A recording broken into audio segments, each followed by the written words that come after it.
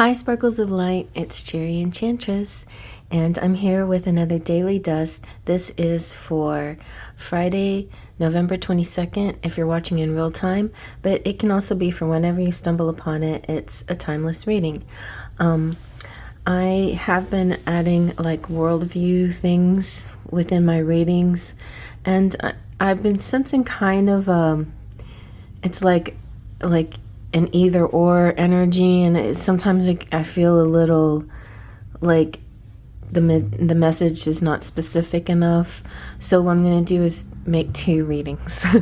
So the first reading I do for you is purely your world, your inner world. And it can be some outer influences, but generally your world. And then the second reading I'm going to do is an outer world, like including politics and everything that's kind of on that outer world as well. And so I thought the Lilac and Cherry Twilight Lenormand would be a good deck to do that with, because it's like two decks in one.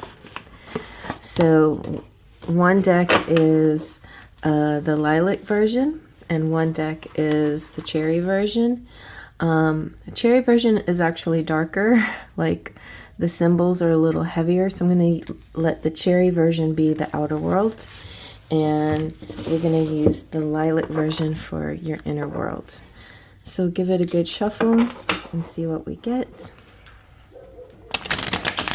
Really beautiful deck. And it's from, I got it from Ukraine, I think. It's kind of crazy to think about that I have a couple of decks that came from Russia and Ukraine before the war.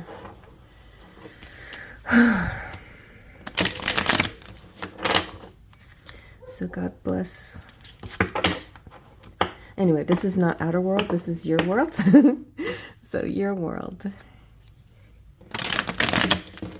So it's not like a personal private reading, because the only way that can happen is if it's between me and you, but the collective shares a lot of similar energies out there. So you may resonate, but you may not. So just be aware. And also just remember, this is generally it's about the future or a particular day, and you may feel like some of the energies in this reading that already happened, like in the morning or whenever you're watching this. You see what I'm saying? You can work it a lot of ways. Okay, I'm gonna pick three from the middle. We have the book. Ooh, the stork. And the fox. All right, let's zoom on in and see what we get. The book represents secrets, and so oh, it's interesting. I didn't notice it's almost like my altar here. So this could kind of be like the High Priestess altar in a way, or the things that you use as a guide. I'm also getting secret admirer vibes too, so that could come through. The stork is kind of like an uplifting energy. It's you're moving into a better place. So they may or may not be coming out. With the fox here, it feels like they're still kind of keeping an eye on you without expressing their feelings or without telling you anything yet. They may be looking at social media, things like that, without actually coming out without any information, or being like, direct in their communication. They may try to be communicating with you through alternative means, but the stork definitely has this feeling of change in the next stage in love, and it feels like there could be in your family there could be a birth of a child. In your life there could be some birth of some new project or idea, but you've been kind of keeping it under wraps, maybe keeping it to yourself until you're ready to show the world. That could be a possibility. As far as love is concerned, it could be that you have a secret, maybe connection with somebody that's all like nobody else knows about. A lot of twin flame relationships or situationships are kind of like that. So there could be a leveling up in that energy somehow. It could maybe there's a reaching out, maybe there's a visit.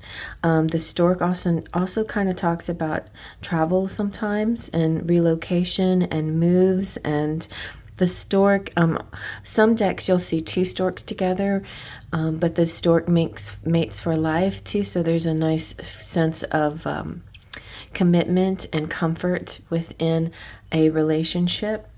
And so it feels to me like the only negative about the fox is that it could be some kind of deception, but I feel like more in this case, because of these other cards, it's more, see, I feel like a lot of people may treat secrets as deception, but that's not necessarily the case. Like have you ever heard a person say a lie is also withholding information? But I don't believe in that. Being a Scorpio, I feel like withholding information is just something that we have to do sometimes. But there's people, and I don't know if all Sagittarians are like that, but the stereotype of Sagittarius, let's say for instance, is that you speak whatever truth out loud, even if you stick your foot in your mouth. So in some ways that's a very refreshing, and I love honesty. I love the honesty of Sag and Aries. I just feel like it's very comforting when people are that honest, but sometimes it can be very harsh, right? And speaking of which, we are moving from the Scorpio season into the Sagittarius season. So it could be the fact that certain things are going to come out into the open that were hidden before. Certain feelings, certain ideas about moving up or leveling up in a relationship. So these are kinds of, could be ideas in a situation. It could be that there's somebody that had been watching you that could say something now about how they feel, or maybe not. But anyway, I feel like it's a nice positive energy to me, but it's a little kind of like under the radar energy. It's like the only person that would know really about this is you, and even friends and family don't really know what's going on. And a lot of people may assume that you don't even have a love life, or you don't even have any career goals or something like that. But you're really you've got a lot of great ideas. You're just keeping most of them to yourself. But there is going to be a leveling up, a move up, some kind of direction in the way you want to go. So yeah, I feel like that kind of completes this, unless the fox could be somebody that you connect with that's clever. See, the fox doesn't have to necessarily be all negative. The fox can represent deceit, but I think also the fox can represent cleverness and finding like alternate ways of trying to like dexterity, like finding ways to learn about things, without being detected, So a detective, it definitely has detective energy to it. And so, yeah, and that's kind of why I'm seeing a little bit of this, like watching you from afar through social media, whatever, or the other way around too. You could be doing that, kind of trying to go undetected. But the stork is pretty obvious. Like if you get to the stork phase, then you're going to be moving up and out and into a new direction for all to see. So that's not going to be too hidden anymore. But the book and the fox are kind of undercover. So I hope you like that first phase. This is your reading. And now we're going to move on to the outer world. And so for the outer world, we are using the cherry version of this Lenormand. Of course I had to get it because it's called Cherry, and I am CherryEnchantress, by the way, in case you didn't know. I'm also the romantic fairy, so it makes sense, to talk about romance. But also, like, it's not a new love, it's just always been on my mind, which is politics, and I just feel like I just want to address it. I just do. It's like me. It's part of who I am. It's something I don't want to hide anymore. It's something I want to express. And so if, you know, that's why I felt like it's good to separate these into readings, because some of you may like this and some of you may not, you know, and that's okay. But if you're like me, then you know that there's more to this story, and there's a sense of resisting this gaslighting energy that's going on around us. We want to get to the heart of the matter. Yeah, so let's see what this... It'd be fun if we got all the same cards. Okay, let's see what we get. We got the Anchor. That's good news. We got the Key. Ooh, yay. And the Fox again. So now some of you might have skipped the first reading and went straight here. And in the first reading, we had the Fox came out. But so in this case, oh, I like this. But they're both kind of similar, because this one is also about like the truth being found out. So the Anchor is stability. It's like feels very confident. It feels very powerful. Feels very sure. I like that energy of sureness next to the Key, because the Key unlocks things, opens the door. And the key to unlocking information makes me feel like whatever we discover is backed up, like very sure, very factual evidence. Let's say for instance, election stolen. Well, there will be information backed up and very sure it's going to be discovered. A lot of amazing detective work has gone into it. Let's say, for example, other criminal activity within the cabinet, the current elected or nominees, let's put it that way. Some nominees have been doing some naughty things, and this also represents like a lot of investigation and the key solution or opening up. And this sense of feeling stable is so good to start off this reading when you're talking about your outer world. And also just want to say, no matter what happens, at least today or maybe for the next week or so, the outer world is not going to affect you. I feel like the outer world is not going to affect you much through the holidays. You may feel it close to the end of December and definitely the beginning of January, but I feel like during Thanksgiving and Christmas, probably not gonna, there may be some things that are kind of, will shake things up, but you're not gonna really feel them, I don't think. I feel like you're gonna have a stable time, stable experience through all of this, collectively speaking. Yeah, and so that's why I think having the Anchor as the first card is so great. We are using the cherry lineament, however, so it's kind of almost like the shadow or the reverse, or, you know, kind of represents more the shadow phase of everything. Speaking of shadow phase, we are in Mercury retrograde shadow phase, and we'll be going retrograde on the 25th.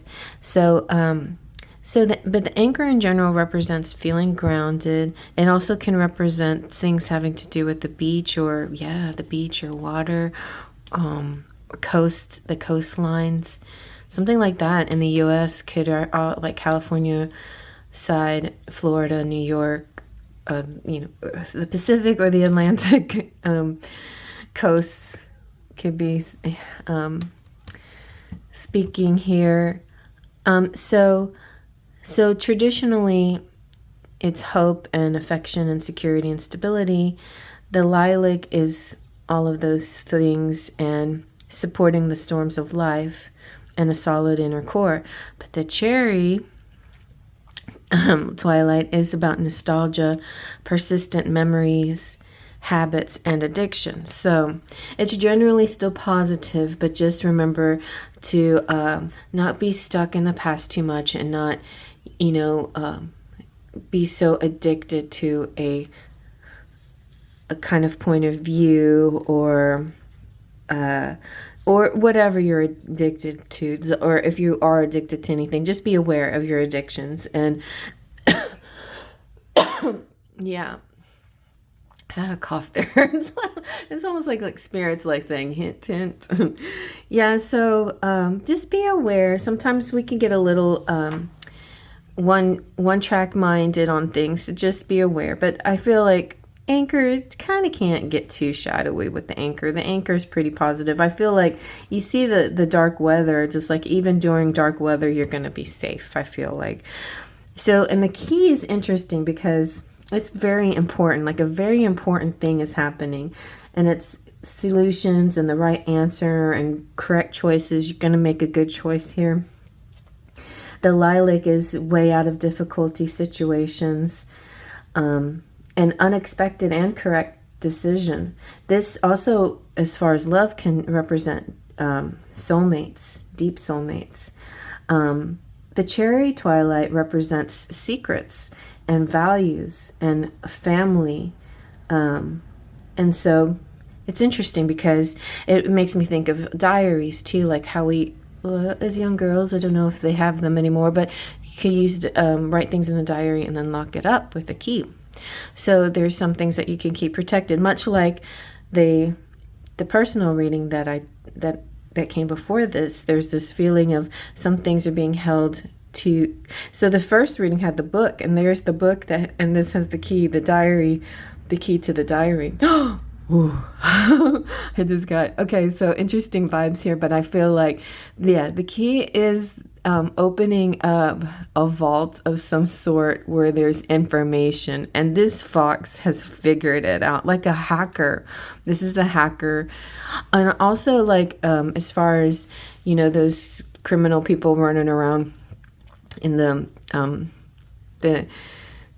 cabinet. They're not the cabinet yet. They're they've been chosen, but they have not been appointed.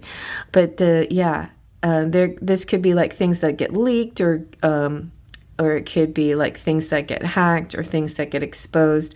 But it doesn't feel quite exposed yet. But there's a lot going on. Like there's somebody like,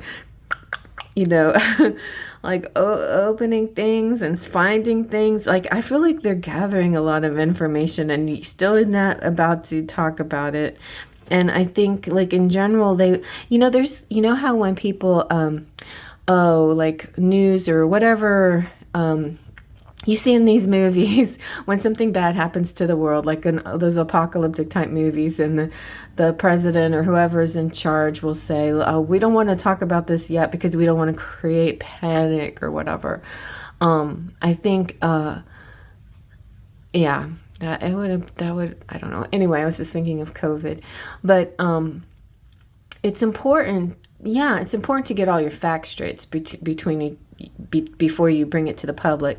But secondly, anything that's leaked could create rumors and gossip and false narratives and things like that. It still can happen, but it's better to have a whole chunk of factual things that cannot be refuted than a trickle thing that can be like turned into conspiracy rumors and whatnot, like turned into mis or disinformation in that, in that cesspool of, like, oh, it's just another false thing. It's just another fake thing, something like that. So anyway, the Anchor, I just feel like there's nothing for you to worry about. Things are going to be taken care of.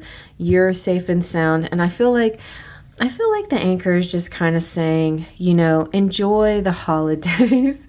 Don't think about too much of the outer world right now, or you can, but don't worry about it. Like, I feel like there's a lot more going on than we realize, and our future safety is going to be okay. I feel like the Anchor also has sort of a long-term energy, and this feels like term security and protection. So I feel like we're fine in that way, to be honest. I really do. And there is something interesting being discovered in the waters, I believe. So anyway, that's it for this. I was going to allot 10 minutes to each reading. And yeah, this is encouraging to me, especially with the key and solutions, figure things out and feeling safe while it happens. And the fox can be like people who manipulate us, or, you know, not us, but people who manipulate others. But in this case, I really feel the fox is like detective, you know, so I like a positive detective, like somebody who has negative skills like hacking, but using it for good. That's how I feel about it. All right, so I hope you like that. Faith, trust, and pixie dust.